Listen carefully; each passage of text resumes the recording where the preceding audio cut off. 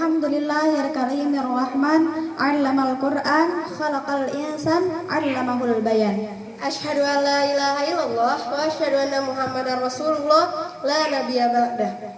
Mari, pertama-tama marilah kita panjatkan puja dan puji syukur kita kehadirat Allah Subhanahu wa taala yang mana telah memberikan kita begitu banyak kenikmatan sehingga kita dapat berkumpul di tempat yang berkah ini. Sholawat serta salam tak lupa kita panjatkan kepada baginda Nabi besar kita, Nabi Muhammad Sallallahu Alaihi Wasallam, yang telah membawa kita dari zaman yang gelap gulita menuju zaman yang terang benderang ini. Saya Sabrina Nasa Putri dari kelas 11. Saya Najma Nur Umar dari kelas 10. Kami mengucapkan banyak terima kasih kepada teman-teman dan hadirin sekalian yang telah menyempatkan hadir dalam acara Maulid Nabi Sallallahu Alaihi Wasallam ini. Sebelum memulai acara pada malam hari ini, alangkah baiknya kita membuka dengan bacaan Al-Basmalah. Bismillahirrahmanirrahim. Selanjutnya, izinkan saya untuk membacakan rundown acara Maulid Nabi ini. Pertama, pembukaan, tilawatil Quran, tahlil, ceramah, penampilan, statement, doa, dan penutup. Baiklah, acara berikutnya adalah tilawatul Quran yang akan dibacakan oleh Kalila kelas 9 dan sari tilawah yang akan dibacakan oleh Zia kelas 7. Waktu dan tempat kami persilahkan. Assalamualaikum warahmatullahi wabarakatuh.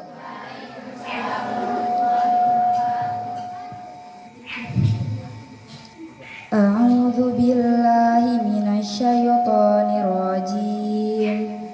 Bismillahirrahmanirrahim. Qala qad utita su'lata ya Musa wa laqad mananna 'alaika marratan ukhra id awhayna ila ummika ma yuha an qadhifihi fit tabuti faqadhifihi fil yammi falyulkihil yammu bis-sahil ya'khudhu 'aduwwun li wa 'aduwwun lah wa alqaitu 'alaika mahabbatan minni walitusna 'ala 'aini idh tamshi ukhtuka fataqulu hal adullukum 'ala man yakfuluh faraja'naka ila ummika kay taqarra 'ainuha wa la tahzan wa qatalta nafsan wa najjaynaka minal ghammi wa fatannaka futuna wa labithta sinina fi ahli madyan thumma ji'ta ala qadari ya Musa wastonatuka li nafsi idhhab anta wa akhuka bi ayati wa la tanya fi dhikri idhhaba ila fir'auna innahu tagha faqula lahu qawlan layyinan la'allahu yatadhakkaru aw yakhsha qala rabbana innana nakhafu an yafruta 'alaina aw an yatgha qala la takhafa innani ma'akuma asma'u wa ara fa'tiyahu faqula inna rasula rabbika farsil ma'ana bani Israil wala tu'adzibhum qad ji'naka bi ayatin mir rabbik wassalamu ala man ittaba'al huda inna qad uhiya ilaina annal 'adzaba 'ala man kadzdzaba wa tawalla sadaqallahul azim. Dengan nama Allah yang Maha Pengasih lagi Maha Penyayang. Dia Allah berfirman, sungguh telah diperkenankan permintaanmu wahai Musa, dan sungguh kami telah memberi nikmat kepadamu pada kesempatan yang lain sebelum ini, yaitu ketika kami mengilhamkan kepada ibumu sesuatu yang diilhamkan, yaitu letakkanlah dia Musa di dalam peti, kemudian hanyutkanlah dia ke sungai Nil, maka biarlah arus sungai itu membawanya ke tepi. Dia akan diambil oleh Fir'aun musuhku dan musuhnya. aku telah melimpahkan kepadamu kasih sayang yang datang dariku, dan agar engkau diasuh di bawah penguasaanku, yaitu ketika saudara perempuanmu berjalan.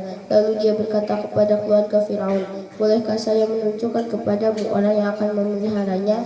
Maka kami mengembalikanmu kepada ibumu, agar senang hatinya dan tidak bersedih hati. Dan engkau pernah membunuh seseorang, lalu kami selamatkan engkau dari kesulitan yang besar, dan kami telah mencobamu dengan beberapa cobaan yang berat. Lalu engkau tinggal beberapa tahun di antara penduduk Madian. Kemudian engkau, wahai Musa, datang menurut waktu yang ditetapkan, dan aku telah memilihmu menjadi rasul untuk diriku. Pergilah engkau beserta saudaramu dengan membawa tanda-tanda kekuasaanku, dan janganlah kamu berdua lalai mengingatku. Pergilah kamu berdua kepada Fir'aun, karena dia benar-benar telah melampaui batas. Maka bicaralah kamu berdua kepadanya Fir'aun dengan kata-kata yang lemah lembut. Mudah-mudahan dia sadar atau takut. Keduanya berkata, ya Tuhan kami, sungguh kami khawatir dia akan segera menyiksa kami atau akan bertambah melampaui batas.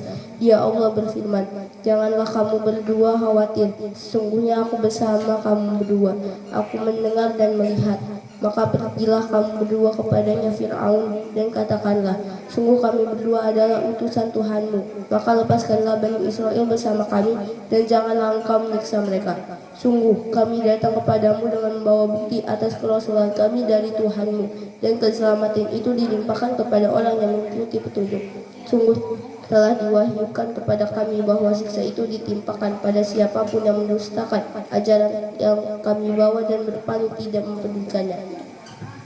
Wassalamualaikum warahmatullahi wabarakatuh.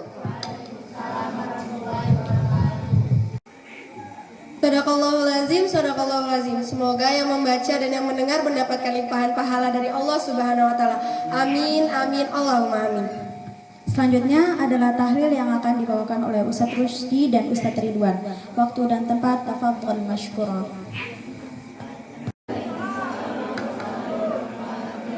Alhamdulillah, alhamdulillahirrahman, alamul Quran, khalaqal insan. Allahumma bayan wa salli wa sallim ala nabiyina Muhammad sallallahu alaihi wasallam. Langsung saja. Kita bacakan Al-Fatihah, kemudian ayat kursi, Al-Ikhlas, Al-Falaq, An-Nas. Semoga dengan keberkahannya segala urusan kita dimudahkan oleh Allah. Amin ya rabbal alamin. Al-Fatihah. A'udzu billahi minasy syaithanir rajim. Bismillahirrahmanirrahim. Alhamdulillahi rabbil alamin. Ar-Rahmanir Rahim. Maliki yaumiddin. Iyyaka na'budu wa iyyaka nasta'in. Ihdinas siratal mustaqim. Siratal ladzina an'amta 'alaihim ghairil maghdubi 'alaihim waladdallin. Amin. A'udzu billahi minasy syaithanir rajim. Bismillahirrahmanirrahim. Allahu la ilaha illa huwal hayyul qayyum. La ta'khudhuhu sinatun wa la nawm. Lahu ma fis samawati wa ma fil ardh. Man dzalladzi yashfa'u 'indahu illa bi'idhnihi. Ya'lamu ma baina aydihim wa ma khalfahum. ولا يحيطون بشيء من علمه إلا بما شاء وسع كرسيه السماوات والأرض ولا يؤوده حفظهما وهو العلي العظيم. بسم الله الرحمن الرحيم. قل هو الله أحد الله الصمد لم يلد ولم يولد ولم يكن له كفوا أحد. Bismillahirrahmanirrahim. Qul a'udzu birabbil falaq min syarri ma khalaq wa min syarri ghasikin idza waqab wa min syarri naffasati fil 'uqad wa min syarri hasidin idza hasad. Bismillahirrahmanirrahim. Qul a'udzu birabbin nas malikin nas ilahin nas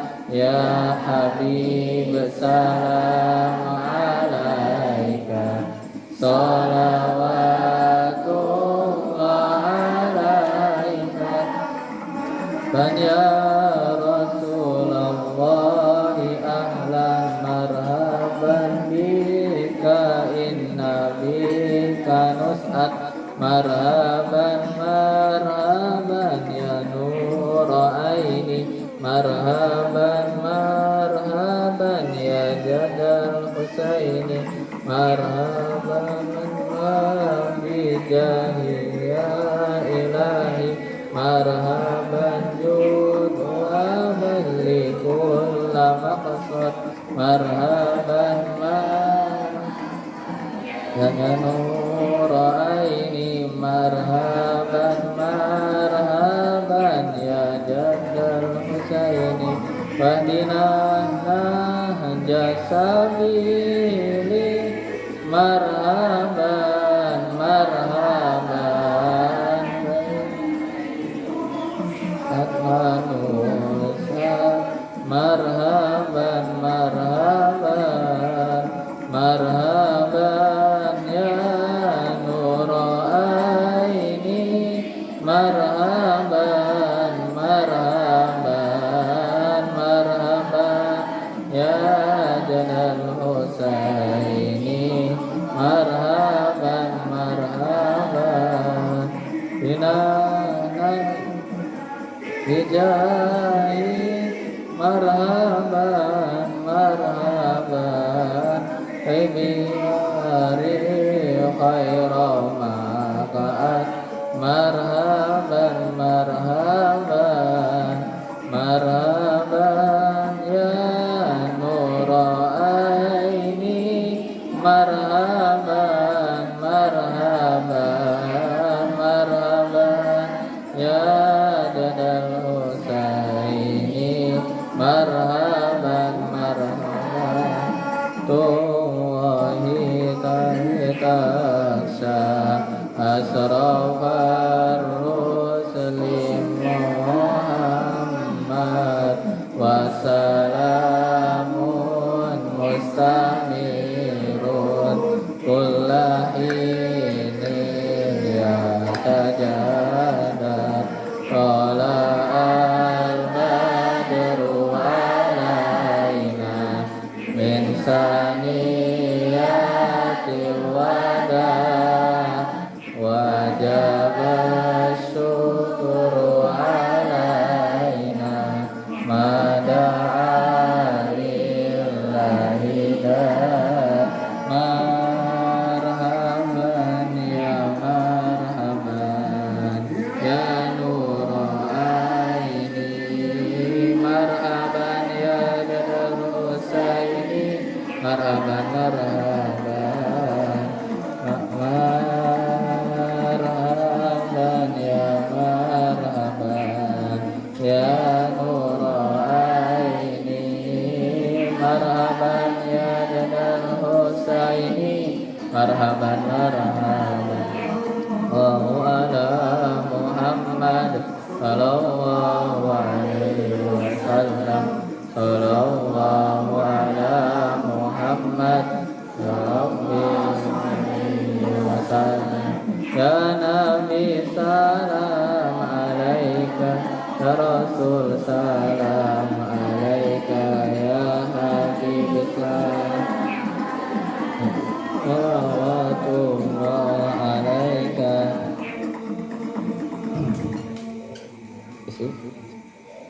Bismillahirrahmanirrahim.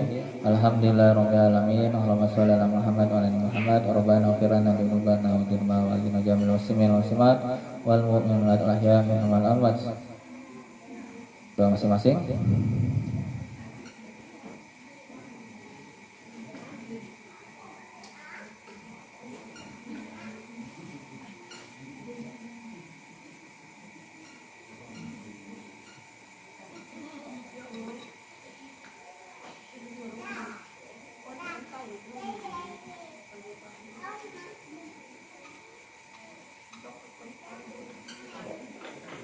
Allahumma ati nufusana taqwaha zakiha anta khairu man zakkaha anta waliyuha maulaha Rabbana atina fid dunya hasanah wa fil akhirati hasanah wa qina adzabannar.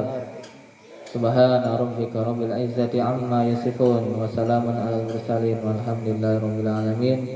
Innama amruhu idza arada syai'an ay yaqula lahu kun fayakun. Fa subhanalladzi biyadihi malakutu kulli syai'in wa ilaihi turja'un. Assalamualaikum warahmatullahi wabarakatuh. Ustadz Ridwan atas tahlilnya. Selanjutnya yaitu ceramah yang akan disampaikan oleh Ustadz Dede Permana MSI. Waktu dan tempat, tafadhol masykurah.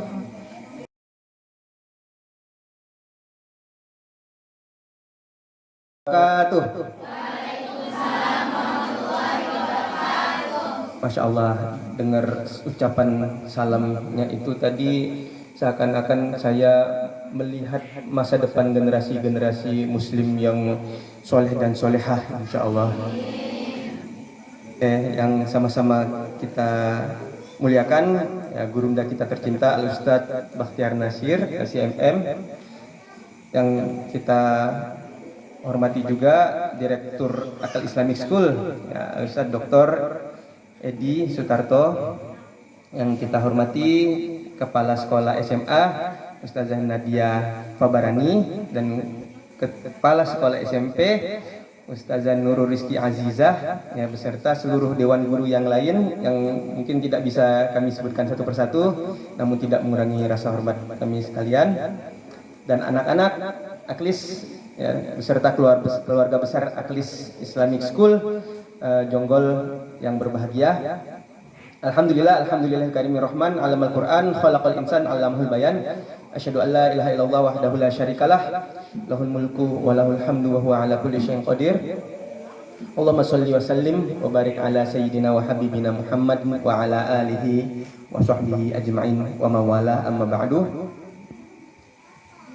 Saya kemarin dikabarin sama Ustadz Ridwan Bukhari ya, sekitar 2 hari yang lalu, hari Kamis, katanya Aklis mau ngadain acara peringatan Maulid Nabi. Subhanallah, luar biasa ya. Jadi kita bisa mengenang kembali bagaimana perjuangan Nabi Muhammad SAW. Apalagi temanya ini bagaimana kita bisa menambah kecintaan kita kepada Nabi Muhammad. Nah, ini bicara tentang bagaimana menambahkan kecintaan ya. Berarti ada hal-hal yang memang perlu kita telusuri kayak gitu. Nah, coba ada nggak yang ingin menyampaikan jawaban ya? Kira-kira kalau kita senang sama teman kita itu kira-kira yang sifatnya gimana? Ayo, dari anak-anak siswi Aklis, kita nih senang sama teman kita, kira-kira sifatnya itu yang seperti apa yang kita senangi? Ayo.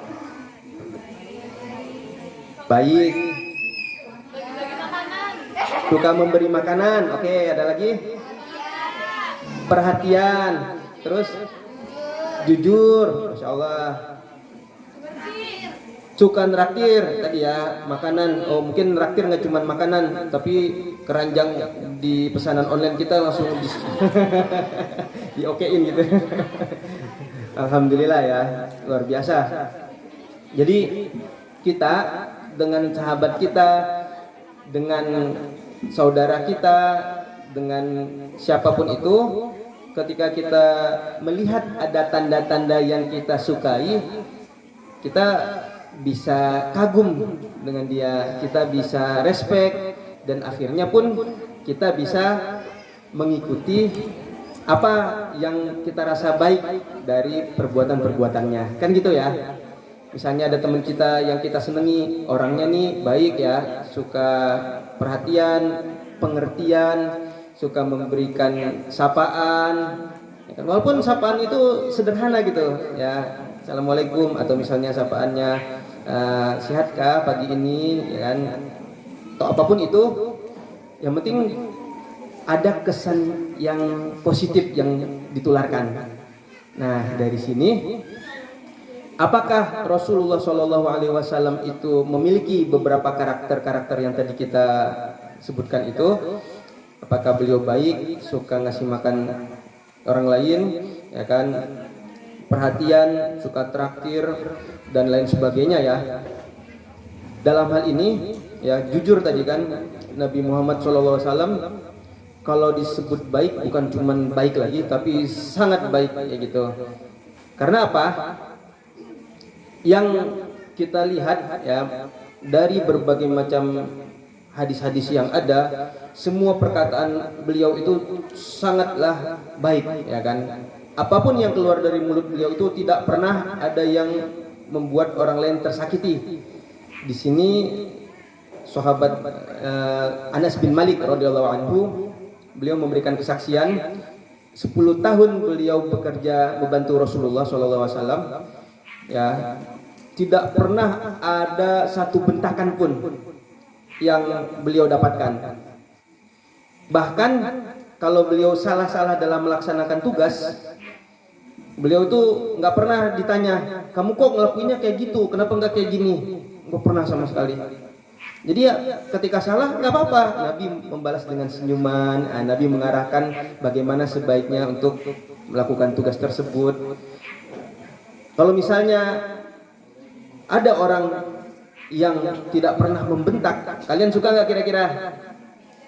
Kalau ada orang teman kalian, dia tuh betul-betul penyabar, betul-betul bisa memahami kalau kita salah, dia nggak pernah membentak kita. Kira-kira kita seneng nggak sama orang tersebut? Nah, seperti itu ya. Jadi luar biasa bagaimana pengakuan dari sahabat-sahabat Rasulullah SAW. Belum pengakuan dari istri beliau, ya kan? Bagaimana Rasulullah SAW itu berinteraksi dengan istri beliau selalu dengan kata-kata yang penuh kelembutan, selalu dengan kata-kata yang penuh kesantunan, selalu beliau memahami. Bahkan pada suatu ketika beliau itu ketika di pagi hari tidak menemukan yang namanya makanan di meja makan, beliau bertanya kepada istri beliau, apakah ada yang hari ini bisa kita makan? Tidak ada wahai Rasulullah. Oh ya sudah, nggak apa-apa, saya lagi puasa kok. Sangat-sangat mempersimpel permasalahan. Ya, mungkin kalau ada orang yang lapar pagi-pagi mau beraktivitas akhirnya nggak menemukan makanan, bisa jadi ada rasa marah, bisa jadi ada rasa kecewa kepada istrinya. Tetapi tidak, Rasulullah SAW tidak pernah memarahi istrinya gara-gara masalah-masalah yang sebenarnya itu bisa dianggap santai, ya kan? Rasulullah SAW pun ketika beliau itu memberikan tausiah kepada para sahabat-sahabatnya, beliau mengucapkan khairukum li ahlihi, sebaik-baik kalian adalah orang yang paling baik dengan keluarganya. Nah, Rasulullah pun lanjutkan wa ana khairun li ahli gitu. Dan saya adalah orang yang terbaik untuk keluarga saya. Maka dari situ sungguh luar biasa beliau itu memberikan kita banyak suri teladan dan juga berbagai macam hal-hal yang sangat mulia. Bahkan orang pada zaman itu belum pernah ada yang terfikir untuk melakukannya. Apalagi kalau kita perhatikan zaman tersebut adalah zaman jahiliyah, ya, sebelum diutusnya Rasulullah SAW. Pola pikir manusia itu sangatlah rusak. Karena apa? Etika menjadi hal yang sulit untuk diterapkan. Pergaulan-pergaulan itu tidak memiliki batasan-batasan yang jelas, sehingga nauzubillah, bagaimana kaum jahiliyah itu memperlakukan wanita sangatlah tidak etis, ya kan?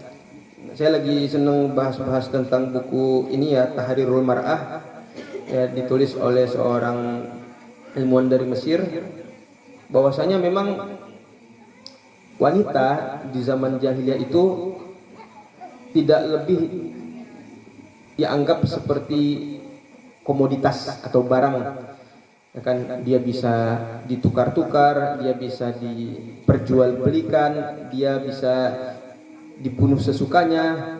Bahkan ya yang lebih parah lagi itu yang namanya anak perempuan itu dianggap menjadi suatu kesialan.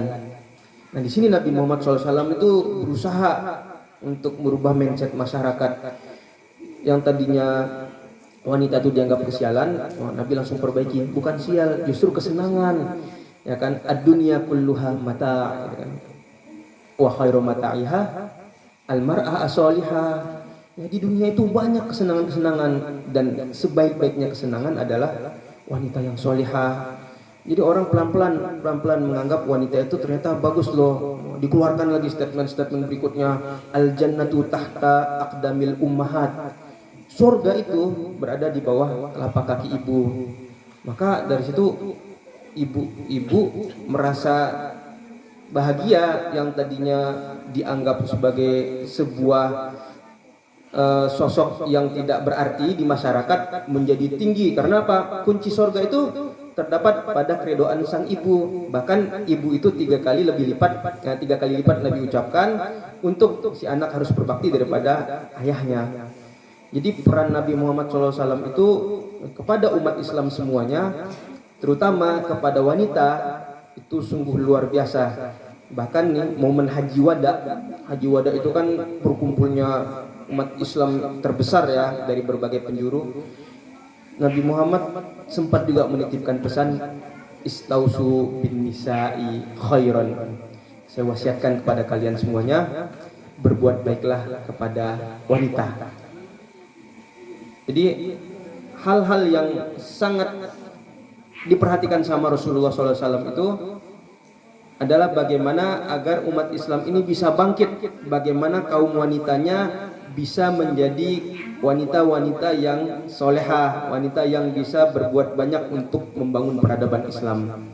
Bahkan Nabi Muhammad SAW itu ya di samping mewajibkan kaum laki-laki untuk belajar, kaum perempuan juga diwajibkan ya. Thalabul ilmi faridatun ala kulli muslimin wa muslimatin, dalam hadis riwayat Imam Muslim.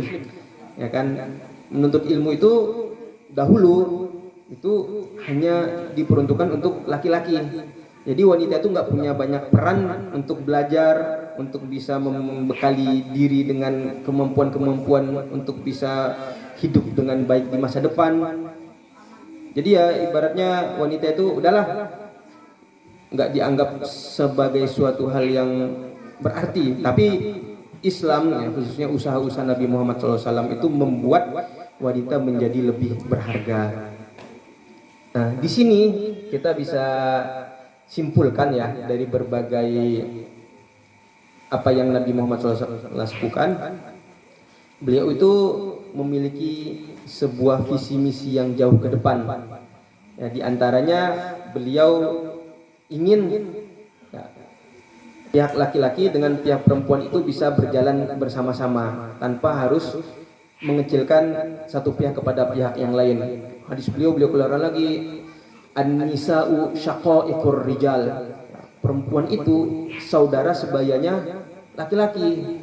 Jadi di mana laki-laki bisa diberikan hak untuk belajar, di sana perempuan juga diberikan hak untuk belajar. Dan alhamdulillah Akal Islamic School ini ada yang khusus untuk putrinya di Jonggol. Alhamdulillah, luar biasa kan. Dan di zaman jahiliyah tersebut ya, nggak mungkin orang terfikirkan untuk membuat sekolah yang khusus untuk perempuan. Nah, coba kita bayangkan sekarang kalau Rasulullah SAW nggak ada. Nah ini kan pertanyaannya, apakah mungkin sekarang kita bisa menikmati masa-masa yang harmonis seperti ini? Ya tadi kita lihat ada MC-nya rapi, lantang, tegas dalam membacakan susunan acara, mempersilakan MCA tilawahnya, sari tilawahnya, mempersilakan Ustadz Ridwan untuk tahlil bersama. Itu kan skill yang dimiliki ya kan. Nah itu nggak mungkin bisa kita nikmati kalau nggak ada usaha dari Nabi Muhammad SAW. Bisa jadi manusia itu udah hancur-hancuran, bisa jadi manusia itu sudah berantakan seberantak-berantaknya kayak gitu kan. Maka dari situ alhamdulillah gitu. Makanya apa balasan yang bisa kita berikan kepada Rasulullah dengan kita sudah bisa melihat peran beliau? Nah, mengikuti sunnahnya. Nah, itu dia. Mengikuti sunnahnya itu berarti kita diminta untuk mengamalkan apa yang beliau arahkan dan menjauhi apa yang beliau larang. Nah, sekarang coba kita lihat ya tadabbur surah At-Taubah ayat 128. Ya, Rasulullah itu diutus dari golongan kita. Walaqad ja'akum rasulun min anfusikum azizun alaihi ma anittum harisun alaikum bil mu'minina raufur rahim. Nah itu. Sekarang kenapa kok Nabi Muhammad SAW itu diutus sebagai seorang yang bisa memberikan rahmat untuk kita semuanya? Ayo, ada yang bisa memberikan pendapat? Kenapa Allah ingin ada makhluk Allah yang bernama Nabi Muhammad itu diutus untuk kita semuanya? Kenapa kok Allah nggak biarkan saja manusia itu berpikir sendiri? Allah nggak biarkan saja manusia itu menghakimi sesuatu dengan kekuatannya. Allah biarkan saja manusia itu misalnya saling bertanding. Nanti yang kuat yang menang, yang lemah yang kalah. Kenapa kok sampai Allah mengutus kayak gitu? Ada yang tahu? Apa inti Allah mengutus? Walaqad arsalna. Ada yang bisa? Anak Aklis itu terkenal dengan kemampuan menjawabnya yang mantap ya. Saya dengar-dengar itu. Kenapa Allah pengen mengutus seorang Rasul gitu? Kenapa sih Allah nggak biarkan aja? Kan manusia udah punya otak ya, udah punya pikiran. Pasti manusia bisa mikir dong apa yang terbaik untuk hidupnya. Ayo, siapa yang bisa jawab? Oh ada, silakan Mas Muki. Assalamualaikum warahmatullahi wabarakatuh. Waalaikumsalam warahmatullahi wabarakatuh. Jawabannya adalah karena dengan adanya Rasulullah SAW adalah tanda rasa sayang Allah kepada hambanya. Ada rasa tanda sayang Allah kepada hambanya, luar biasa. Allah itu nggak sayang sama hambanya, maka Allah nggak mungkin mengutus Nabi Muhammad SAW kepada kita semuanya. Nah, kata selanjutnya itu min anfusikum. Min anfusikum itu dari bagian kalian, dari jenis kalian sendiri. Kalau Nabi Muhammad SAW itu diutus bukan dari golongan manusia, misal dari golongan malaikat, nanti kita akan kesulitan ngikutin beliau. Malaikat nggak ada mikirin tidur, malaikat nggak ada mikirin makan, malaikat itu sudah betul-betul terprogram untuk beribadah dan mensucikan Allah.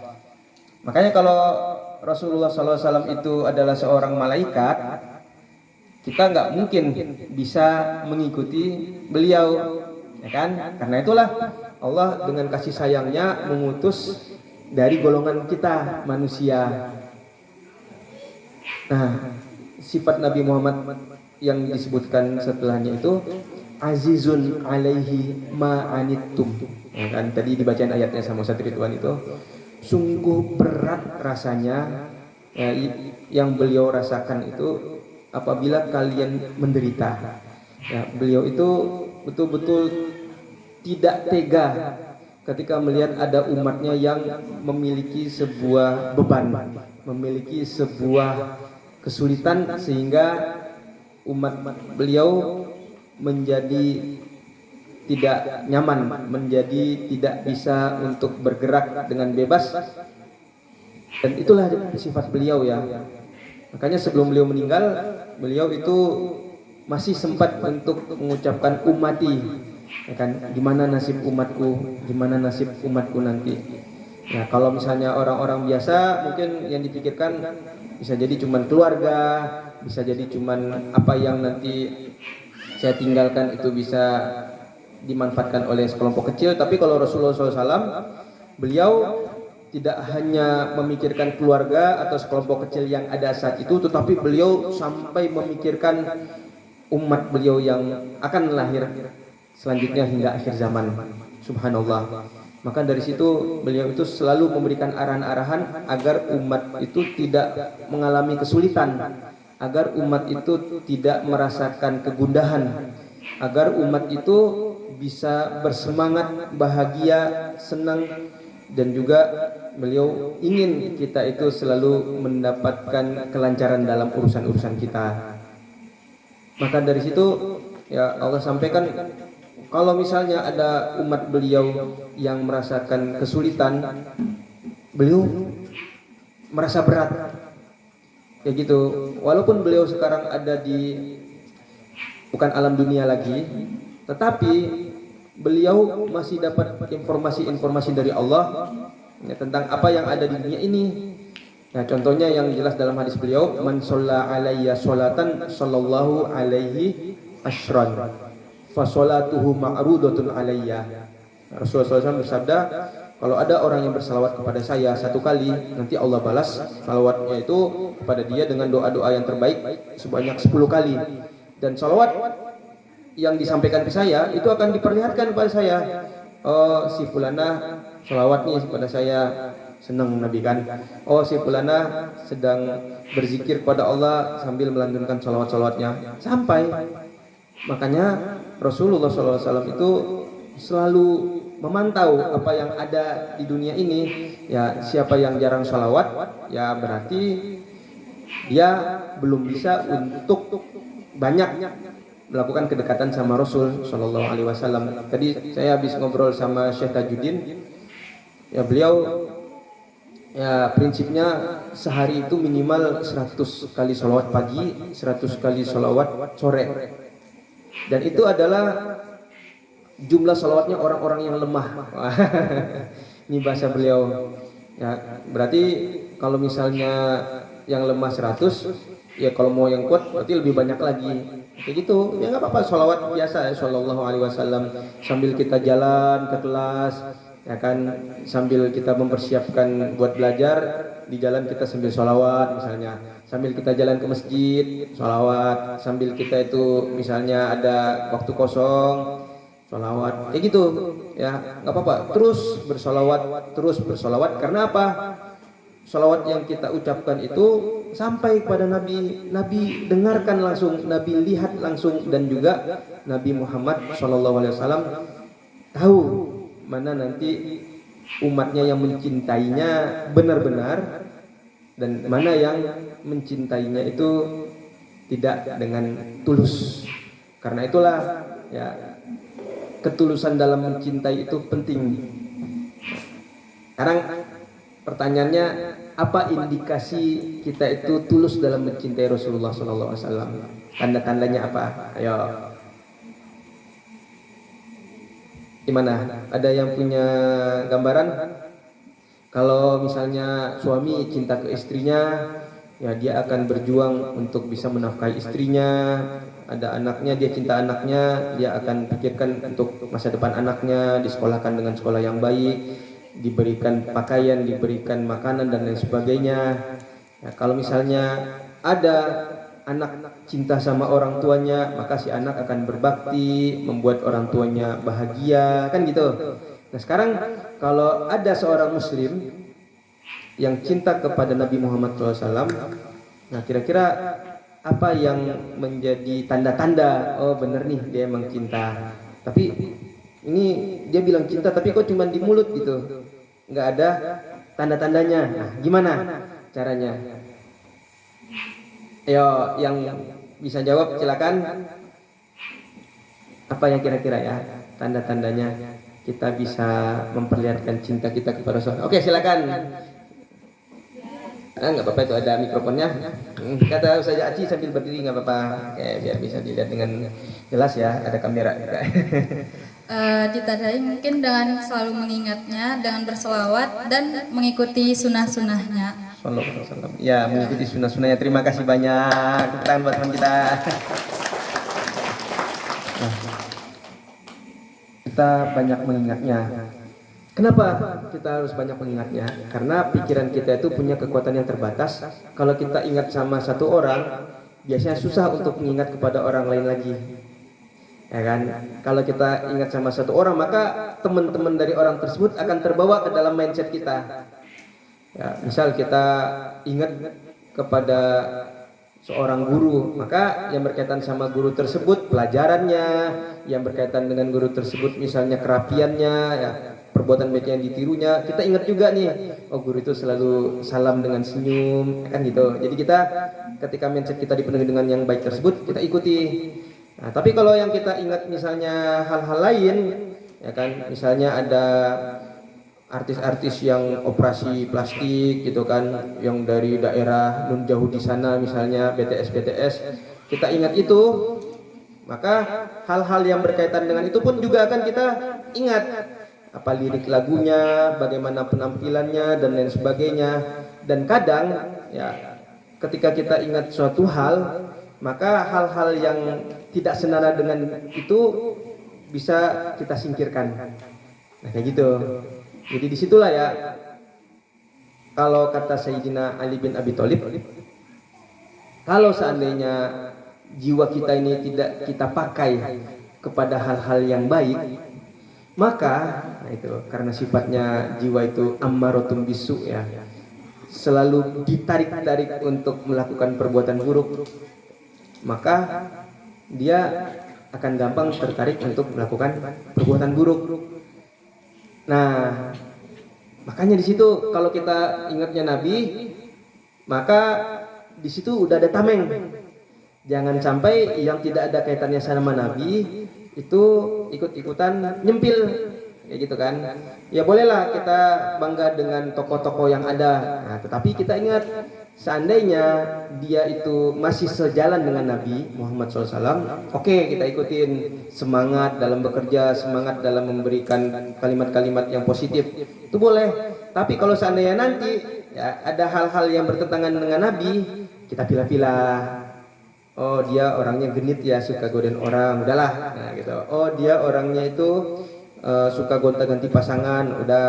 Oh dia orangnya itu banyak fansnya gini, akhirnya dia nggak bisa untuk mengontrol dirinya sendiri. Nah, dia hanya memikirkan bagaimana biar bisa populer. Nah, itu kalau Nabi Muhammad SAW, beliau melakukan berbagai macam perbuatan itu sama sekali tidak ada embel-embel bagaimana bisa terkenal, bagaimana biar bisa menjadi orang yang ketika beliau datang itu banyak mata tertuju padanya. Enggak, justru ketika beliau datang ke suatu tempat diludahi, dibuang kotoran, itu sering terjadi.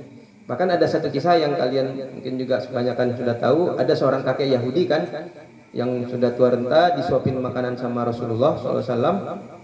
Beliau suka, kakek Yahudi ini menghina Nabi terus. Apa itu Muhammad, orangnya pembohong, tukang sihir, pokoknya banyak ya tuduhan-tuduhan yang beliau ucapkan. Ya beliau juga dengar dari orang lain kan yang nuduh-nuduh kayak gitu. Apa yang dilakukan Nabi Muhammad? Apakah Rasulullah SAW membalas balik dengan umpatan serupa atau minimal memperbaiki apa yang kakeknya katakan? Enggak, beliau suapin ya.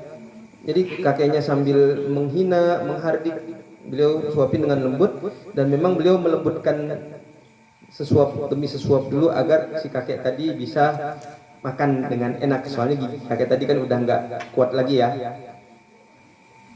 Begitu terus hari demi hari, sehingga apa?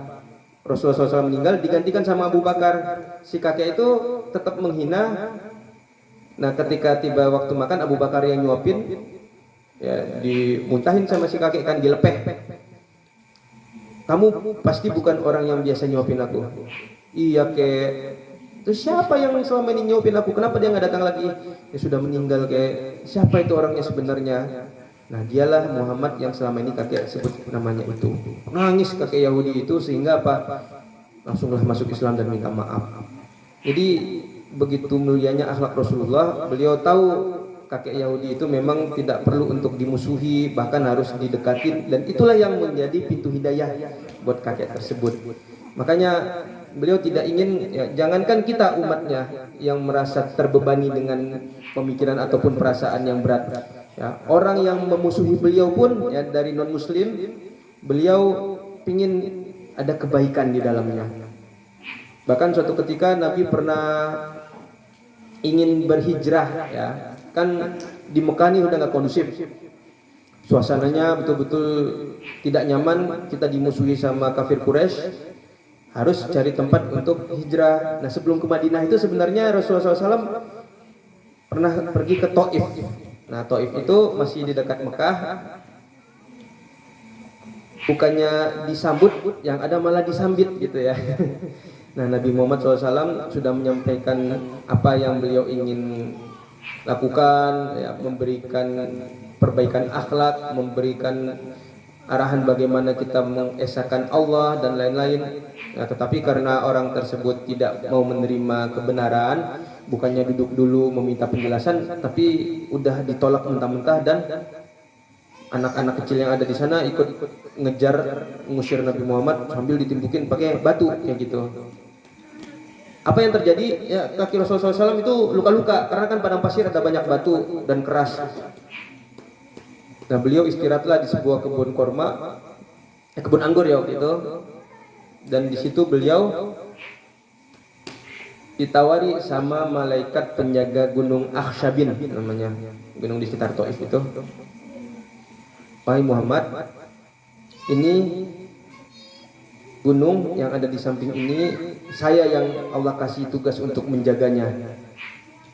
Andai kamu mau, gitu kan, saya akan balikan gunung ini kepada penduduk Taif sehingga tidak ada dari mereka lagi yang bisa mengejekmu, merendahkanmu atau menghinamu. Ya, silakan. Ini pasti surat cinta. Ya, surat cinta agar kita bisa lebih mencintai Rasulullah SAW. Nah, ya terima kasih ya, panitianya hebat.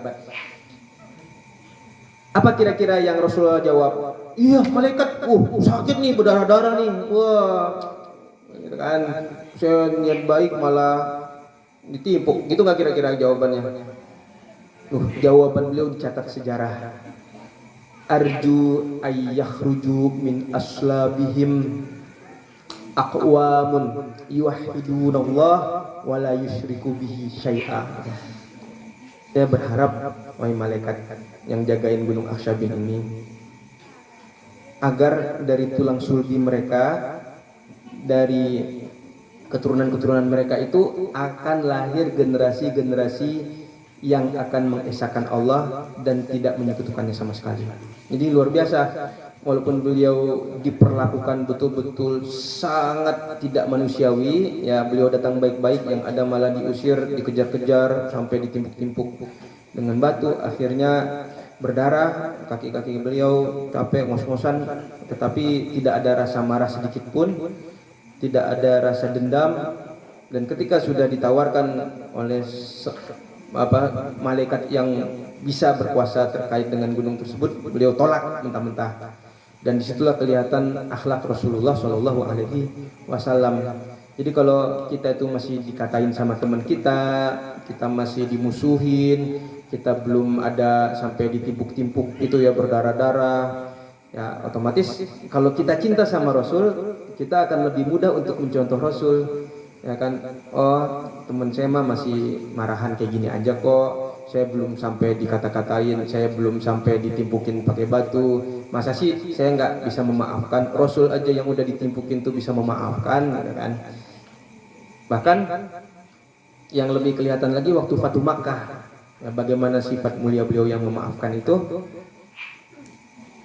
perlakuan kaum kafir Quraisy selama 13 tahun Nabi Muhammad SAW di Mekah setelah diutus jadi Rasul, itu betul-betul tidak bisa dilupakan begitu saja ya, bagaimana siksaan-siksaan kepada beliau, kepada sahabat-sahabat beliau. Tetapi di saat Islam sudah besar dan sudah berkembang, ya akhirnya Allah bisa berikan kemenangan untuk kota Mekah. Yang mana nih, kalau dalam aturan perang, misalnya suatu kelompok itu sudah menyerah, nah kelompok yang menang itu ya sebelum Rasulullah nih ya, bebas untuk menawan mereka, bebas untuk memperbudak mereka, bebas untuk menjadikan mereka itu sebagai makhluk yang disiksa gitu aja, bahan-bahan siksaan ya. Bahkan kalau mau membunuh, udah tinggal angkat pedang langsung tek tek tek selesai, ya kan? Nah itu aturan perang zaman sebelum Rasulullah SAW diutus. Tetapi apa? Dengan beliau itu betul-betul memiliki rahmatan lil alaminnya ya, akhlak yang mulia. Beliau ketika sudah selesai Fatu Makkah, orang-orang Quraisy disuruh kumpul di pelataran Masjidil Haram. Beliau akhirnya buka pertanyaan, kira-kira nih, mada anni fa'ilun bikum, apa kira-kira yang saya akan laksanakan untuk kalian, ya kan? Nah kaum kafir Quraisy kan tahu selama 13 tahun, bahkan setelah Nabi ke Madinah pun masih diperangi kan kayak gitu ya. Nah mereka memohon kebaikan ya, khairun akhun karim ibnu akhin karim ya, kami tahu engkau akan memperlakukan kami dengan baik, wahai saudara kami yang mulia, anak dari saudara kami juga yang mulia, ya, karena Abdullah kan juga saudara-saudara mereka di Quraisy itu. Ya sudah, akhirnya Rasulullah SAW ya memiliki suatu statement juga yang dicatat sama sejarah, idhabu wa antum tulaqa. Ya udahlah, nggak apa-apa, silakan beranjak dari sini, kalian bebas.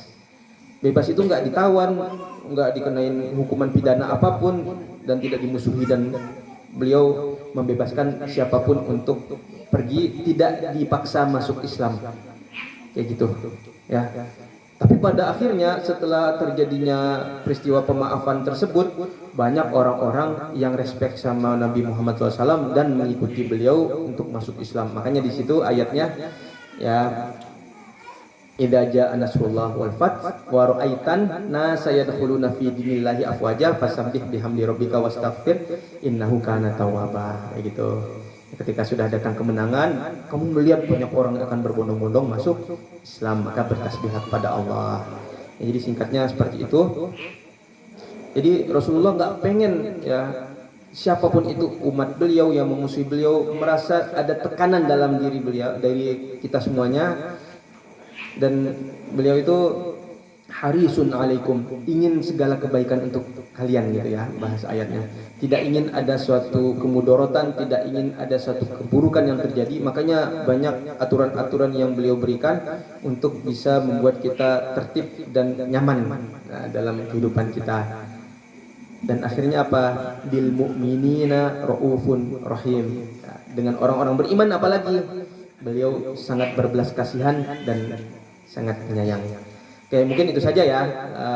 Jadi semoga apa yang kita bicarakan pada malam hari ini bisa membuat kita lebih mencintai Rasulullah, dan indikasinya, tanda-tanda kita itu bisa memang berusaha ya untuk mencintai Rasulullah. Tadi saya sampaikan ada 3 ya kan. Pertama itu kita mengikuti sunnah beliau. Mengikuti itu dengan mengamalkannya, bukan hanya menyetujui dengan perkataan, ya saya mengikuti, tapi apa? Kita tidak menjalankannya, jangan. Yang kedua itu dengan banyak bersolawat kepada beliau, dan yang ketiga itu dengan berdoa. Semoga Allah kuatkan, Allah berikan keistiqomahan untuk selalu bisa mengikuti langkah-langkah beliau, sehingga kita nanti insya Allah ditunggu sama beliau di Telaga Al-Kautsar ya, ada sebuah telaga di depan pintu surga.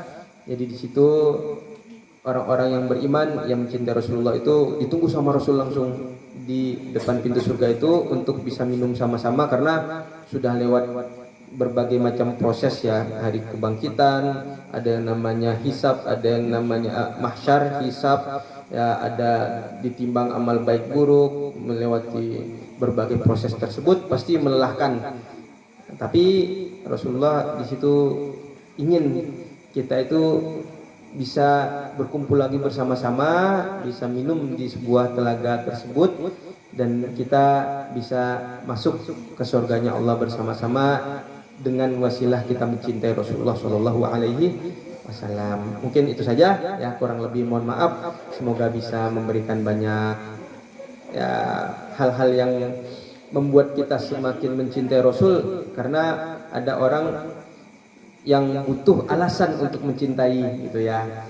Karena itulah semoga kalau ada teman-teman kita yang belum tahu bagaimana cara mencintai Rasul, kita bisa memberikan gambaran. Oh, waktu ada peringatan Maulid Nabi di Aklis, ada loh kisah-kisah Rasul yang betul-betul membuat kita itu semakin mencintainya.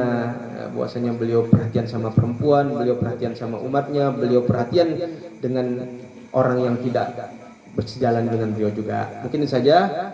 Mohon maaf kalau ada kurang-kurangnya. Terima kasih banyak. Ya, alhamdulillah, semoga kegiatan-kegiatan yang bermanfaat ini semakin banyak juga di Aklis. Kami akhiri bersama-sama. Aqul qouli hadza li wa lakum. Assalamualaikum warahmatullahi wabarakatuh.